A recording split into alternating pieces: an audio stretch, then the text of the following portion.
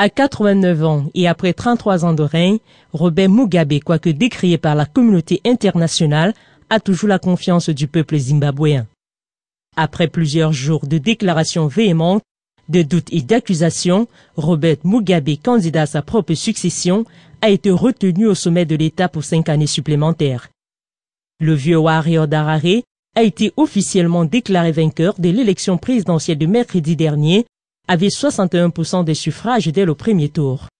Et selon la ZEC, la Commission électorale du Zimbabwe, l'Union nationale africaine du Zimbabwe, Front patriotique ZANU-PF, a lui aussi remporté les législatives, obtenant la majorité qualifiée des 2/3 de l'Assemblée avec 158 sièges sur 210. Candidat malheureux au scrutin, le Premier ministre sortant et leader du mouvement pour le changement démocratique MDC, Morgan Tsvangirai, obtient officiellement 34% des voix. Avant même l'annonce des résultats définitifs, Morgan Tsvangirai avait dénoncé samedi dernier des élections illégales en raison des fraudes et assuré qu'il contestera le résultat en justice. Nous ne participerons pas aux institutions du gouvernement, avait-il lancé à l'issue d'une réunion des crises des instances dirigeantes de son parti, le MDC. Alors que le premier ministre du gouvernement d'union depuis 2009 conteste le scrutin, le président sud-africain Jacob Zuma, lui, a adressé ses félicitations à son voisin pour des élections réussies.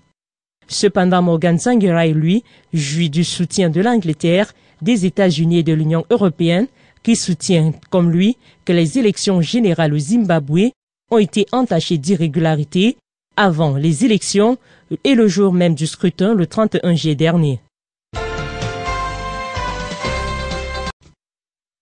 L'avenir politique de Madagascar repose désormais entre les mains de la nouvelle Cour électorale spéciale dont les membres devraient être connus avant jeudi.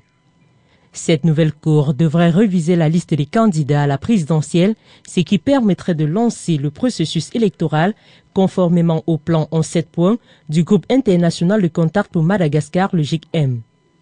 Selon Honoré Rakoto Manana, ancien président de la Haute Cour constitutionnelle, la nouvelle Cour électorale spéciale Suez ne pourra modifier la liste des candidats que si elle est saisie pour le faire en l'occurrence par un des 41 candidats en lice qui s'estimerait lésé. Vendredi dernier, la SADC et l'Union africaine ont souhaité voir des élections cette année dans la Grande Île. Nous souhaitons que Madagascar tienne les élections d'ici la fin 2013, a indiqué le commissaire à la paix et à la sécurité de l'Union, Rantan Lamara, à l'issue d'une mission de 3 jours à Madagascar. Notre objectif est d'amener le pays vers des élections et pour le retour à l'ordre constitutionnel, a précisé le commissaire africain, qui a eu en outre à souligner que la communauté internationale est toujours prête à financer les élections à condition que la nouvelle Cour électorale spéciale réexamine les listes des candidats à l'élection présidentielle. De son côté, le médiateur de la communauté de développement de l'Afrique australe, Joaquim Chissano, a déclaré au cours de la conférence de presse d'Antananarivo que la date des élections malgaches va être connue bientôt et que la Commission électorale nationale indépendante CENIT va consulter les experts des Nations Unies pour la fixer. L'ancien président mozambicain a en outre affirmé que la délégation a également rencontré les signataires des politiciens de la feuille de route qui avaient des idées différentes sur la situation politique dans le pays, mais qui avaient soutenu l'idée de tenir l'élection en 2013.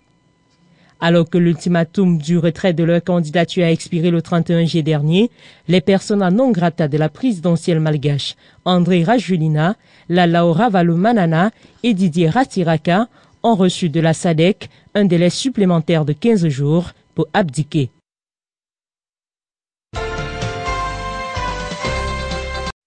Mohamed VI fait passer la volonté du peuple avant les raisons diplomatiques au Maroc.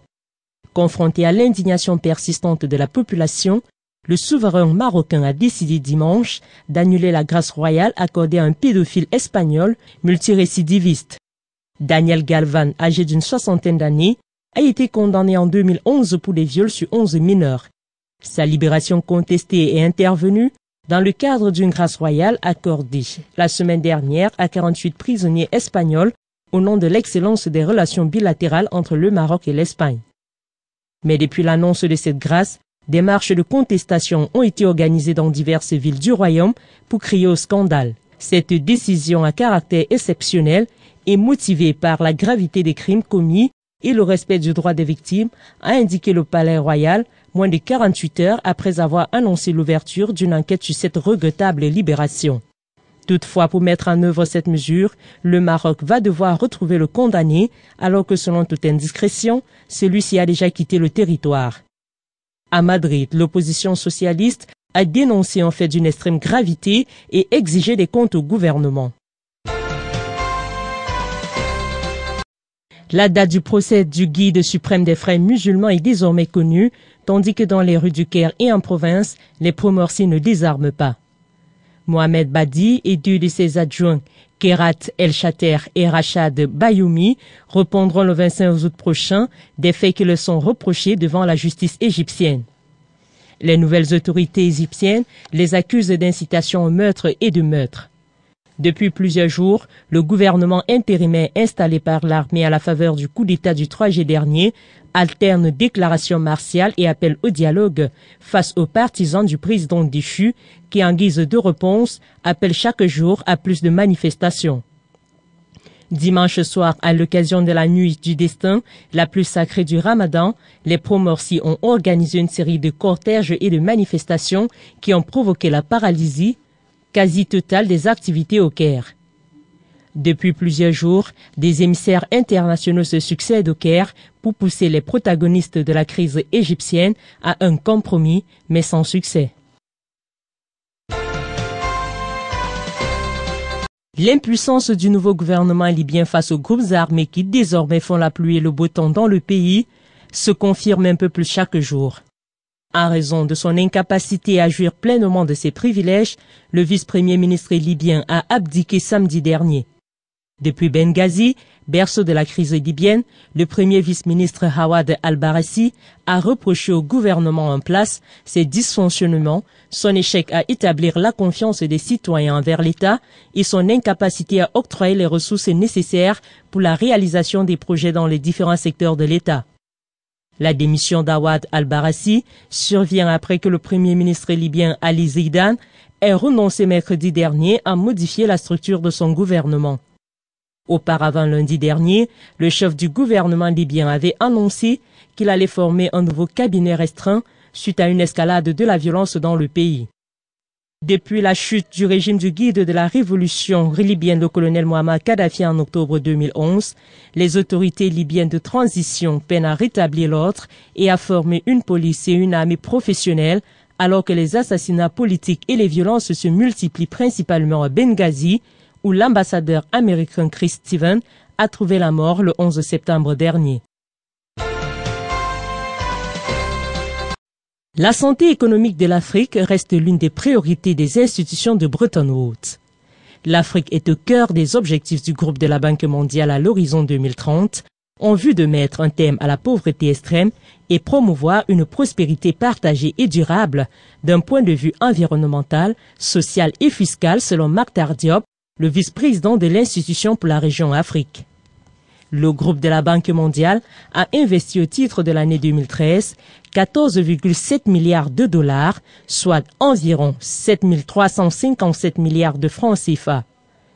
L'institution de Bretton Woods a maintenu son fort engagement auprès des pays d'Afrique, accordant 8,25 milliards de dollars, soit environ 4 073 milliards de francs CFA, de nouveaux prêts portant sur près de 100 projets au titre de l'exercice 2013 en cours. Cet engagement envers le continent est dû au fait qu'il a résisté aux différentes crises mondiales qui ont mis en mal l'économie de bon nombre de pays d'Europe, d'Asie et d'Amérique, explique Makhtar Diop. La région a fait preuve d'une résilience remarquable face à la récession mondiale et a fait l'expérience d'une vigoureuse croissance, soutient-il. L'Agence multilatérale de garantie des investissements MEGA souligne également que l'Afrique est la priorité pour l'investissement direct étranger en matière de développement. En 2013, cette agence a émis 1,5 milliard de dollars, soit 741 milliards de francs CFA de garantie en appui des investissements pour des projets dans le secteur de l'agroalimentaire, du pétrole et du gaz, de l'électricité, des services et de l'eau. La société financière internationale SFI a également apporté un soutien financier de 2618 milliards de francs CFA aux pays d'Afrique subsaharienne, surtout les États en proie aux crises et aux conflits de toutes sortes.